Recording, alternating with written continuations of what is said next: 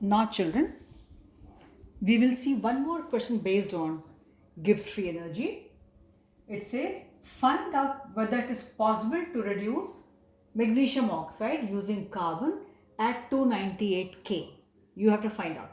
If not, yes or no, you have to find out. If not, at what temperature it becomes spontaneous, means it will be possible.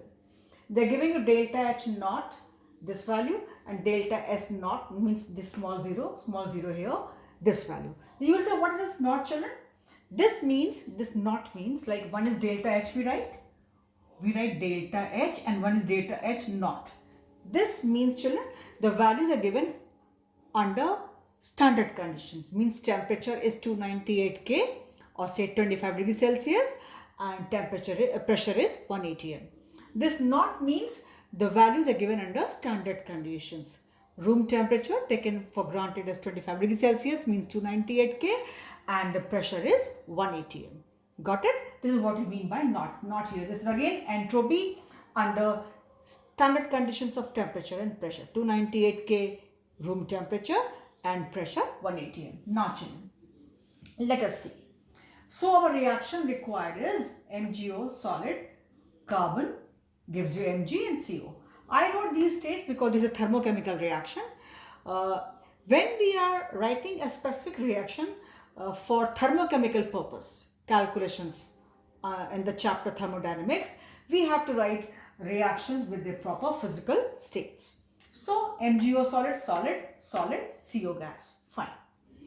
Now here, spontaneous means again go for delta G. So delta G is equal to delta H minus T delta S.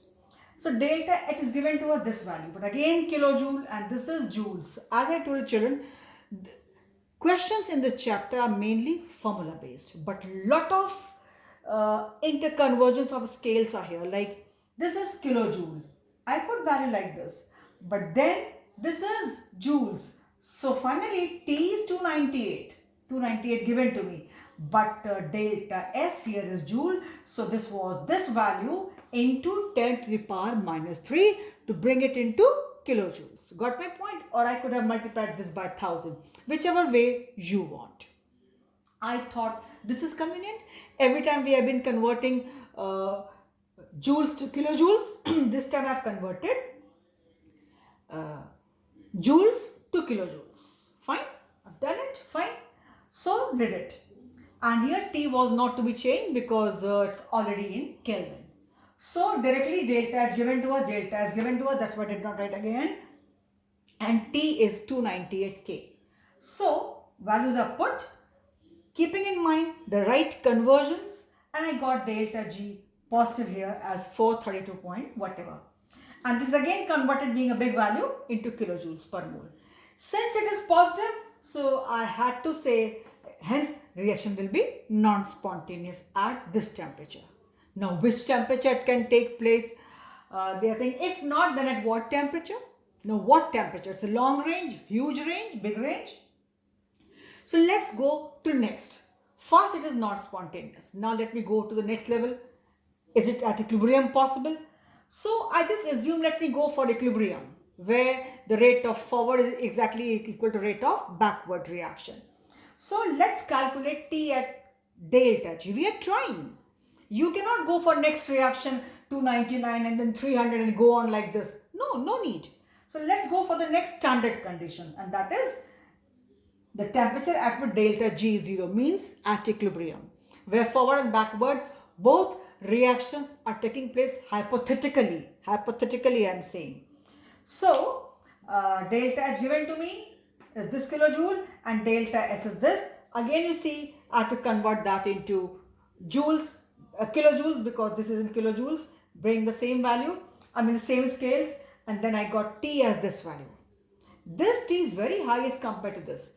At this temperature, reaction is at equilibrium. Forward and backward, both the reactions are taking place. Again, I'm saying hypothetically, because reversible reaction at equilibrium is purely a hypothetical concept. Otherwise, how is it possible?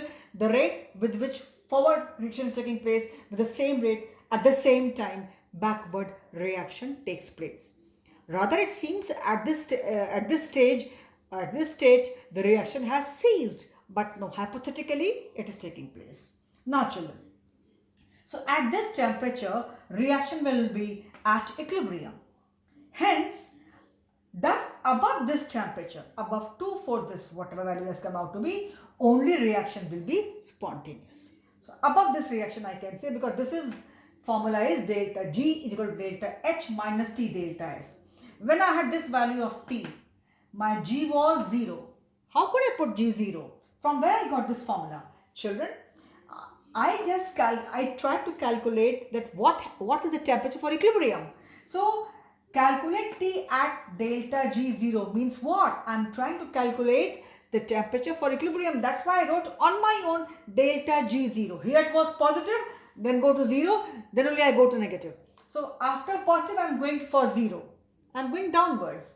So for 0 the temperature was required this. 0 means it is at equilibrium. So now further if we go for the temperature higher than this, then this value will be total. This is minus. If you increase T, this value will be bigger value and our delta G will be negative.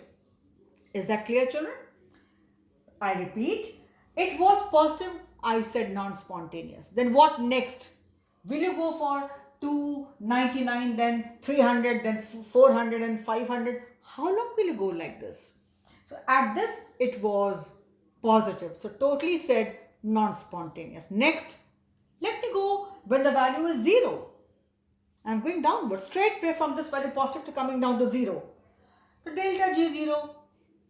So if delta G is 0, it means delta H is equal to T delta S. Delta H is equal to T delta S. So T is equal to what?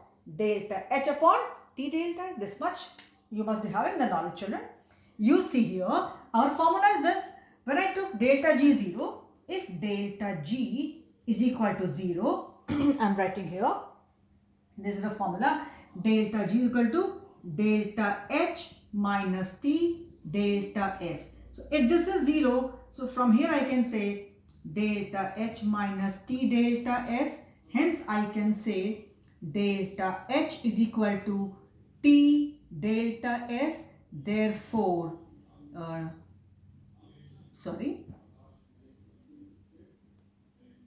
T delta S, therefore T is equal to delta H upon delta S, right? From here I got this.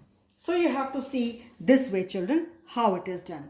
So this is how I got it. Even if I would have not done, you should have been able to understand when I am saying let's calculate T at delta G0. Delta G0 means I am thinking of equilibrium state.